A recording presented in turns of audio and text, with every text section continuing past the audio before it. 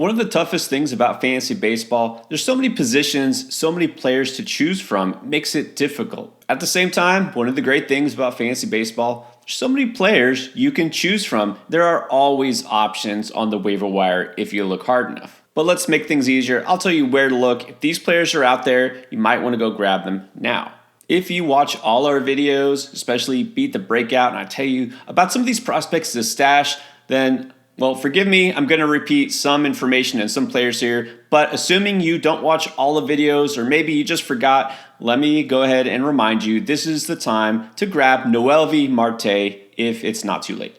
Noelvi Marte of the Cincinnati Reds, going to be the regular third baseman. He's already back, and well, all he did in his first game of the season was grab 3 hits, including a stolen base, got an RBI, and scored 3 runs. This was a great sleeper before the season until he got suspended for half the season. But hey, that's over with now, and so this is a high-end, probably the highest-end waiver wire pickup you might have out there. I mean, this guy has power, he has speed. Last year he hit 316, albeit in limited time, but still, we've seen what he can do at the major league level, and now he's doing it. I actually couldn't believe it when I checked, even after being activated. Right now in Yahoo, only 28% rostered, so there's a really good chance he's available if you look. And then you might not be able to wait too much longer on the guy I just talked about this past week and just got the call after I mentioned Jonkinson Noel for the Cleveland Guardians. I guess this turned out to be good timing, but hey, this looked like it was obvious. It was just inevitable. He had to get the call because he was ripping up the minors,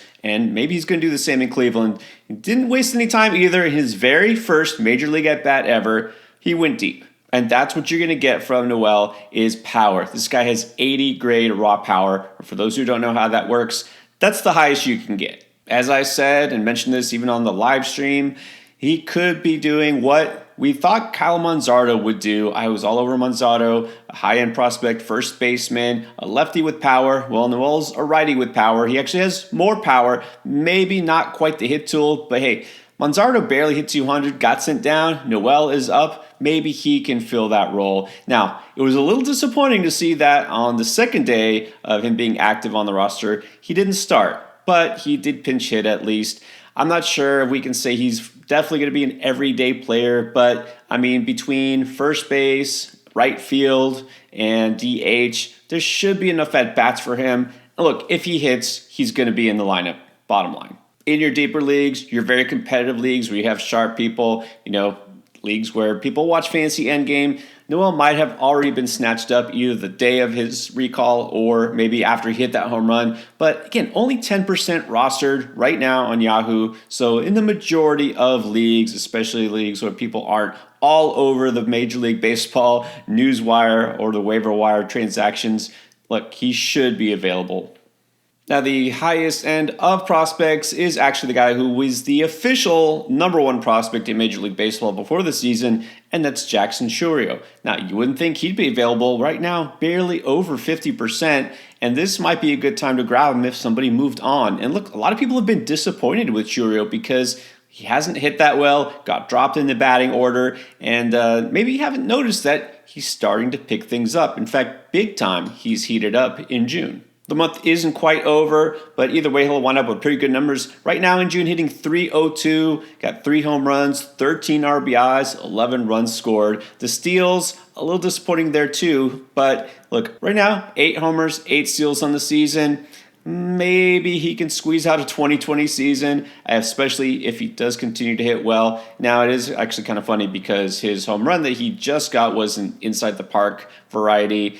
Like, the power hasn't quite been unlocked. Again, the same thing with the speed. We're waiting for that to really all come together. It might not happen this season, okay? It just might not. He's got a long ways to go for his career, but at the very least, we're seeing the beginning of some kind of a wake-up, I guess you could say. We saw this with Wyatt Langford recently. We're starting to see it unlock. Takes these guys different times. Look, Chourio, at the very least, is helping you with batting average. You will get some power, some speed, and I think the runs scored, again, it's not the thing that stands out on the highlights, but it is something that's going to help you in fantasy still. I guess it's time to come around on former top prospect Jarred Kelenic.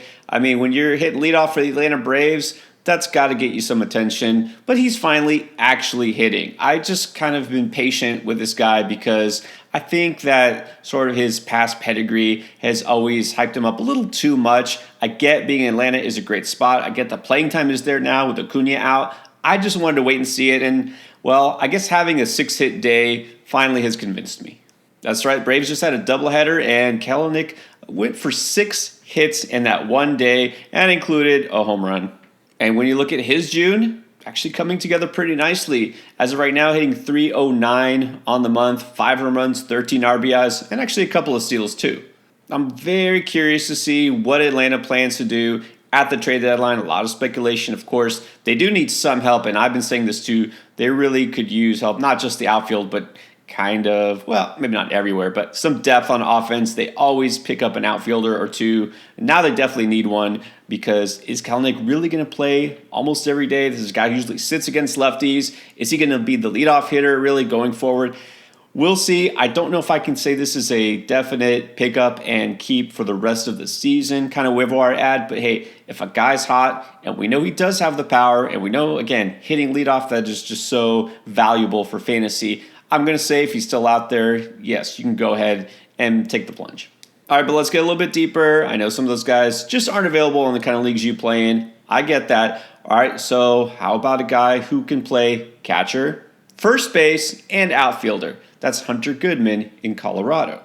He's definitely available in a lot of leagues because you look at his season-long stats, you're not going to be impressed. But you always have to look, what have he's done the last week, the last 2 weeks, maybe just the past month? Well, in Hunter Goodman's case, batting average looks terrible, but in the last 2 weeks is when he decided to start hitting, and that did coincide with him starting to get actual consistent playing time. In the past 2 weeks alone, he's hitting .270 with 5 home runs and 10 RBIs. This is one of those players, you know I love these types, is a catcher, but doesn't have to be behind the plate. In fact, he's DHing most of the time, and so even if Elias Diaz comes back, it won't affect Hunter Goodman because he's not really used as a catcher that often, but he is used often enough to get you that catcher eligibility, and that is just very nice to have. Look, this guy is a utility player. You can just set him behind the plate, and that's fine, but again, infield, outfield doesn't matter. Stick him at DH. He's got power. He's hitting for average. He dominated at AAA. Basically, there's no reason for them to send him back down because he can be their regular DH. I don't think it matters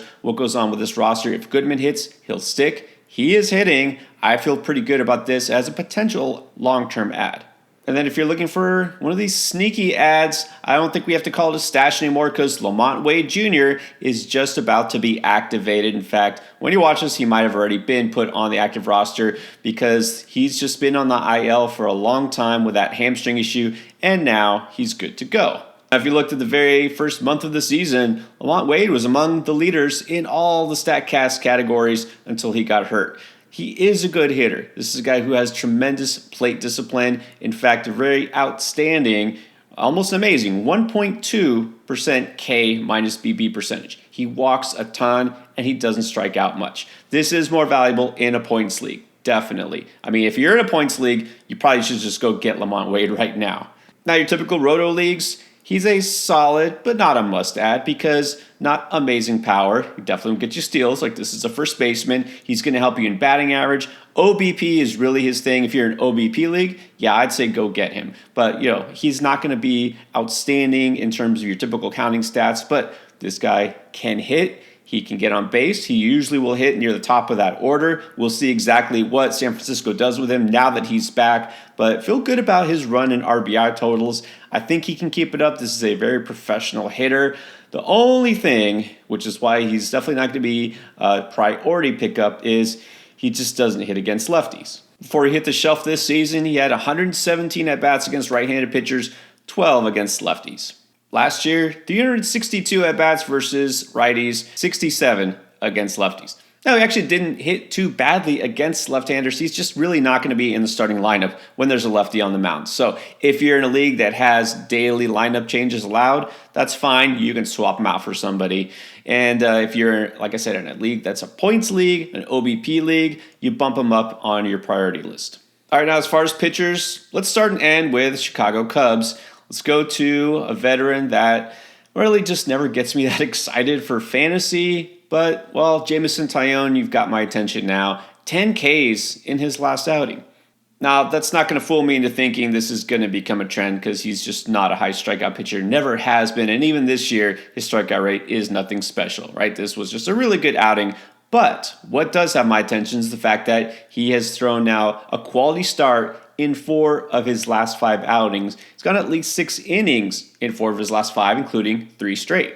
He spent quite a bit of time on the injured list as well, but now that he's back, well, really good on the season. He's helping you with his ratios, got a 2.90 ERA and a 1.27 whip. Taillon is pretty consistent. Again, nothing exciting here because he doesn't really rack up the Ks, but he can help you with the ratios. This is a guy who's still available in about 2/3 of fantasy leagues. Now, the schedule actually looks a little scary coming up because it gets Milwaukee, which can be pretty dangerous with offense at times, and then he gets Philadelphia.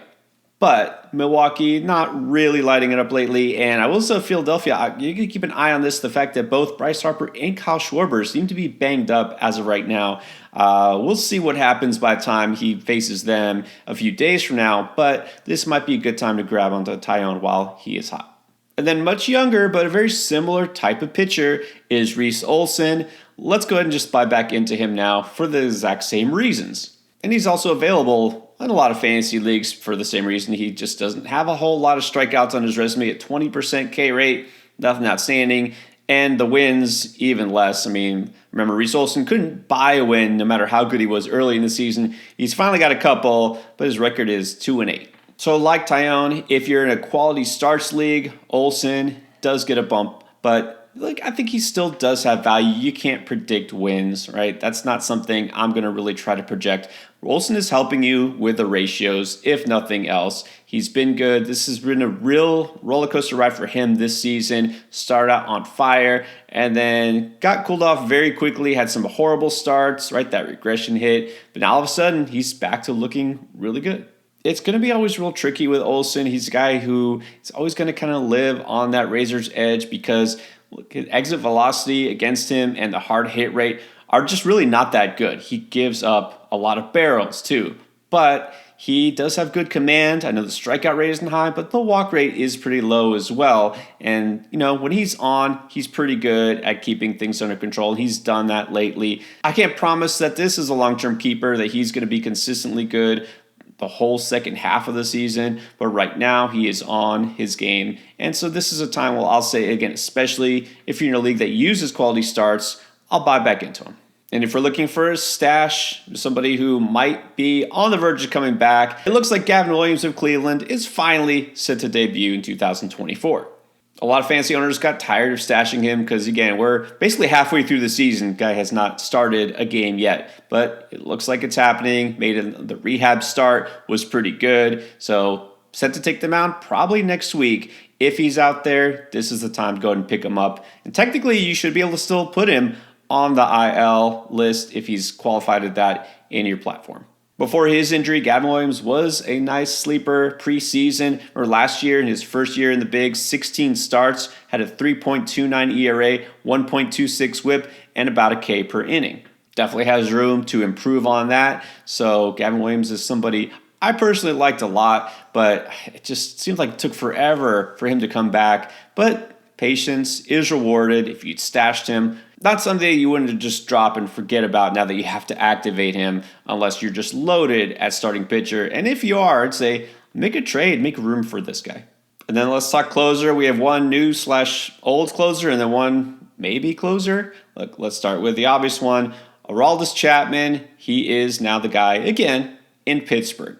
You all know his resume, got plenty of saves under his belt. And in Pittsburgh, now he's the guy again because David Bednar on the IL with an oblique. And this might sideline him for a while. It feels like he's been banged up most of the season. And Aroldis Chapman is going to be the one who gets saves. Look, a lot of people know this already, but some people haven't. And that's because he really hasn't gotten many saves yet. Only 2 on the season. And even just now, he did pitch in the 9th inning, didn't get a save because the lead was too big. But people will start to notice once he gets more saves. Chapman actually got off to a really bad start in Pittsburgh this year. He was obviously one of those handcuffs to the closer that if this did happen, Bednar got hurt, you wanted him in place. But I'll tell you, I dropped him in some leagues because his ERA was hurting me. He wasn't getting saves. But look, he's actually had not just a big turnaround lately, but pretty good season-long stats. In fact, you look at his expected batting average of 173, that's 98th percentile. And yes, he can still generate plenty of whiffs, 37% K rate, also 98th percentile. Basically, any league that counts saves as a stats, you got to pick him up if he's out there. And then an interesting name that just cropped up, I'll just go ahead and admit, I really didn't know much about Porter Hodge in Chicago, and I'm not one, trust me, who will overreact to seeing a save in the box score. Just because a guy gets a save doesn't mean he's a closer. But the more I look at this situation here in Chicago, I think, why not? Adbert Alzolay on the IL. He wasn't really good even before he lost the job and then got hurt. He's out of the picture for this year. Hector Neris, the veteran, has been the closer. He has not really been very good. In fact, it would be surprising if he holds on to that job the rest of the season. And you look at the rest of that bullpen, there isn't a guy that jumps out and you think he's next in line. I don't really see a closer in waiting. I mean, they've got some guys maybe in the minors, but they decided to call up Porter Hodge. And you know what? Porter Hodge, despite really not being good at AAA, has been good so far for the Cubs. It's one of these weird things that nobody sees coming. An ERA over 5, not just last year at AAA, but so far this year at AAA, and then he comes up to the majors and is lights out. So far across 10 innings with the Cubs, only giving up 2 earned runs. He's got 15 strikeouts, and now, interestingly, just picked up a save. Maybe this is the only save Hodge gets this season, but maybe not. So, again, I'm not going to jump all over this unless it's a deep league. Maybe he doesn't wind up getting any more saves. But if you're in a league that needs saves and you've got some room, this could be a guy that you get ahead of and then everyone else says, where did this come from? And if you didn't catch that video, I'm beating the breakout. Some of these players I talked about just now and some players that I didn't, you can still catch that here.